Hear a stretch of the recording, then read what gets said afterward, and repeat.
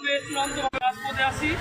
আমরা যোগ্য প্রার্থী হওয়া সত্ত্বেও আমরা এখনও নিয়োগের বাইরে। আমাদের এই সার্কুলারটি হয়েছিল 2023 সালে। 23, 24, 25 3 বছর চলে যাচ্ছে, অর্থাৎ 26 সাল শুরু হয়েছে। এখন পর্যন্ত আমরা নিয়োগ পাইনি। এনটিআরসি নিকট পর্যাপ্ত শূন্যপদ রয়েছে। কর্তৃপক্ষ চাইলে আমাদেরকে শীঘ্র নিয়োগ দিতে পারে আমরা আশা করছি। বর্তমান নতুন যে দল এসেছে বাংলাদেশ জাতীয়তাবাদী দল, মাননীয় শিক্ষামন্ত্রী বলেছিলেন বাংলাদেশ জাতীয়তাবাদী দল ক্ষমতায় আসলে আর কাউকে রাস্তায় দাঁড়াতে হবে না। আমরাও রাস্তায় দাঁড়াতে চাই না, আমরা শিক্ষাঙ্গনে ফিরে যেতে চাই। আমরা যোগ্য প্রার্থী। আমরা শতকরা আমরা আশা করছি আমাদেরকে দ্রুত তারা নিয়োগ প্রদান করবে।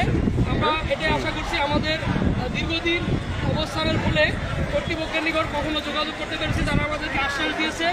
আশ্বাস দিলেও আমরা এখনও প্রার্থী, আমরা এখনও নিয়োগের বাইরে। ইতিমধ্যে আমরা এনটিআরসি চেয়ারম্যান স্মারকলিপি দিয়েছি, শিক্ষা মন্ত্রণালয়ে স্মারকলিপি দিয়েছি। আমাদের নিয়োগের সাথে তারা সংশ্লিষ্ট, তারা আমাদের বিষয়টি সম্পর্কে অবগত।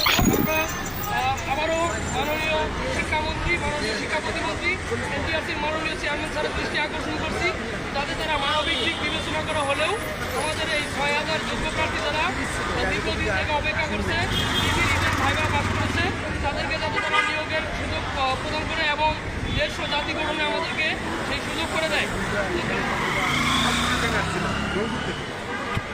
দিয়ে করে নিতে পারেন।